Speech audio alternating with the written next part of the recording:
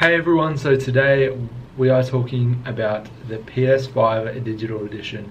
Reasons why you should get it. Alright, let's talk about gameplay. So, playing the PS5 Digital Edition is really fun and versatile, using a controller that is adaptive and vibrates in your hand, and it is really comfortable to use. Playing games such as this game, Ghostwire Tokyo, is a lot of fun because it's streamlined and you can choose between quality and performance modes, which change the mode of the PS5, whether it's more smooth or not. The PS5 is lots of fun to play because you really get immersed in the game, and it is so much fun.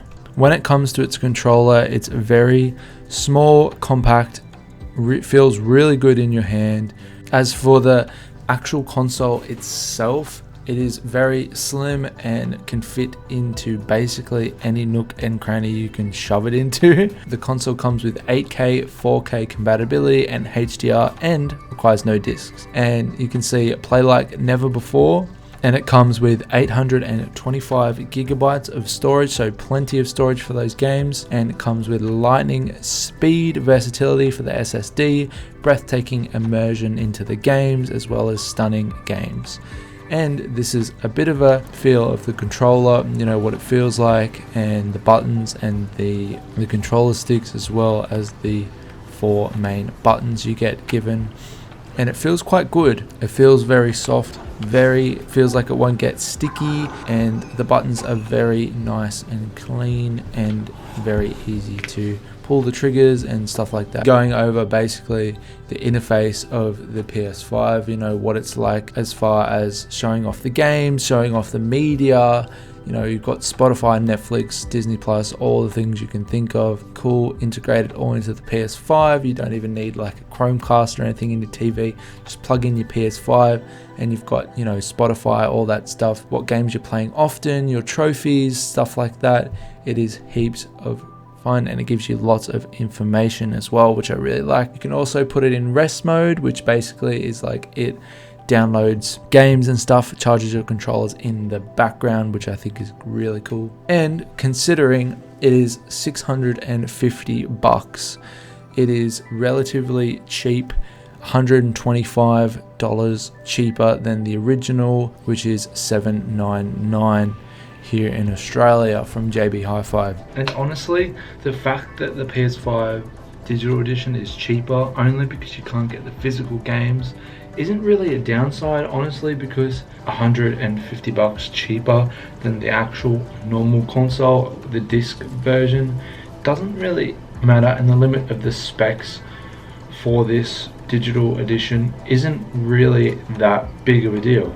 You still get an ultra super speed SSD, integrated I/O and ray tracing in the digital edition, and you get 4K compatibility with your TV, and you get up to 120 FPS with 120 Hz of output on the digital edition, and 8K output as well, which is really cool, and HDR technology, haptic feedback in your controller, and adaptive triggers as well. So it's basically literally the same as the normal PlayStation. The only difference is you can't really put discs in it. You have to buy the discs all on the actual PlayStation in the PlayStation Store, which is, if you're not worried about buying the actual discs, not really that big of a deal, honestly. And you save like $150 buying the digital edition console instead of the $799 the normal PS5 console. So to me, there isn't such big of a difference, and I mean,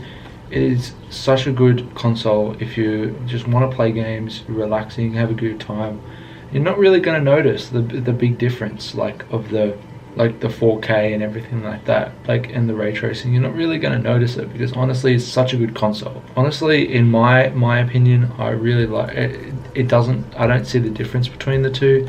And the PS5 Digital Edition is so good, and there's so many games. Like, sure, you don't get some A-rated titles on there, like the exclusive to other consoles like the Xbox and stuff like that, but I mean, it is still a great console, and for the price. You really can't beat it compared to like some of the other ones apart from the Xbox, unless you're a hardcore Xbox fan. But honestly, the PlayStation 5 Digital Edition is honestly, I reckon, worth saving the money, and it's cheaper putting that $150 into something else and saving that money compared to putting it into, you know, the higher price of one that's $799.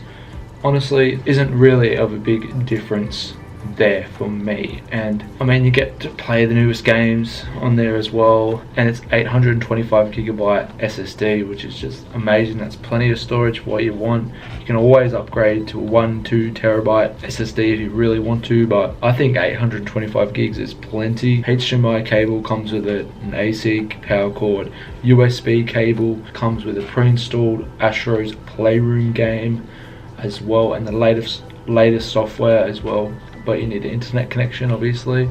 But yeah guys, that's a bit about the PlayStation 5 Digital Edition. I really hope you guys enjoyed, and I hope you got some insight on whether the Digital Edition is for you or the normal PlayStation console, guys, and reasons why I like the PlayStation 5 Digital Edition. I hope you guys did enjoy this video, and if you did, definitely smash the like button down below and look out for more reviews on things like this in the future, electronics, stuff like that in the future, guys. I can't wait to see you in the next video. Don't forget to leave a like down below, and I'll see you all in the next video.